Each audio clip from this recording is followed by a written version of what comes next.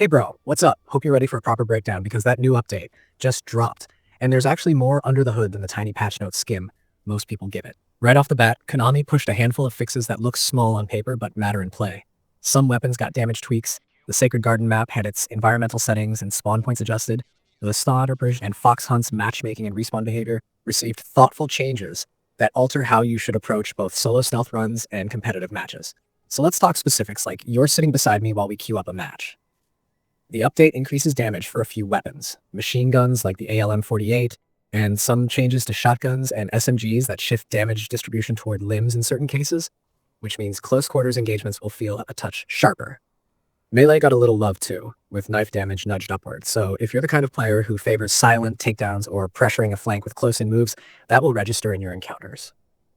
There's also an adjustment to headshot damage in general, which quietly rewards aim consistency. Pair all that with the Sacred Garden setting being changed to foggy by default, custom matches excluded. And the altered spawn placements there, and you've got a map where visibility and spacing are slightly different from the earlier rhythm. Engagements that used to happen at a certain sightline might now play out with shorter windows to react, and that fog can cover approach lines for stealth players and campers alike.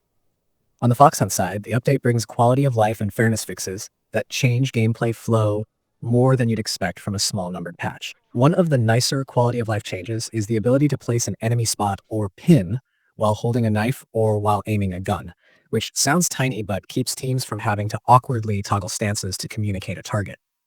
That change alone tightens up coordinated stealth plays. You can keep your weapon up, mark the target, and sink a takedown without fumbling. Matchmaking now expands to other regions if you're stuck in a long queue, which is a trade. You'll see shorter waits, but might experience higher latency depending on where the match expands to. The key takeaway there is that if you notice a sudden jump in ping or a stronger variety of opponents during off-peak hours, that's probably why.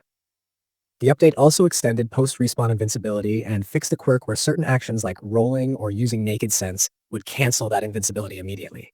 Now respawn players have a more reliable window to reposition instead of getting instantly punished by spawn trap plays.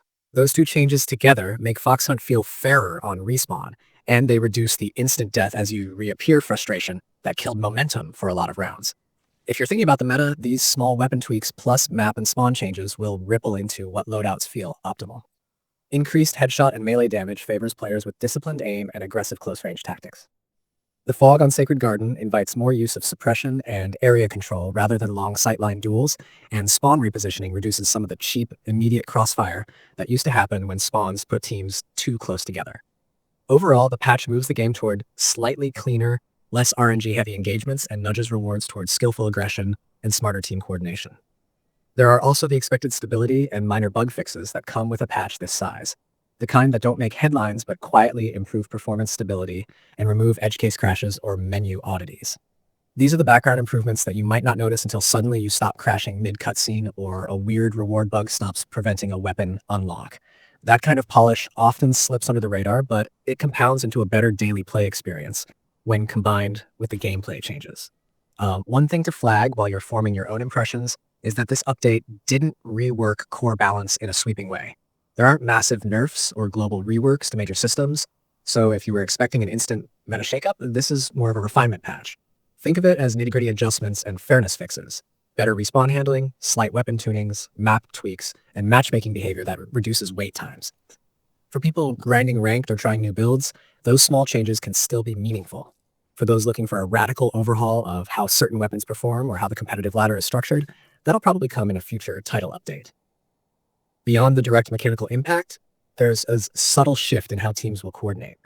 Because you can now mark enemies without lowering your guard, coordinated squads can chain takedowns faster and with fewer mistakes.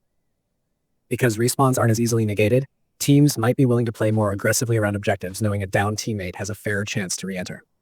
And because Sacred Garden's fog and spawn spacing have been adjusted, you'll see different choke points and flanking vectors becoming relevant.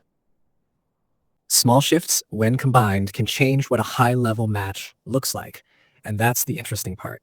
The patch doesn't flip the game on its head, but it changes some of the subtle incentives that shape how players approach every single encounter. All that said, the immediate experience you get from this update will depend on what you play most. If you're a stealth main, the pin while armed change and the fog will be welcome. If you're a running gunner, the weapon damage nudges and spawn adjustments will matter more. And if you're grinding matchmaking, the expanded region search will affect your connectivity. The patch is a fine example of iterative improvement. It doesn't scream for attention, but once you play a few matches with the changes active, you'll notice the smoother flow and fewer "why did that just happen" moments. Okay, that's the deep look at what's actually changed and why it matters in game. Go test it out and feel how those small mechanics start to add up in your matches.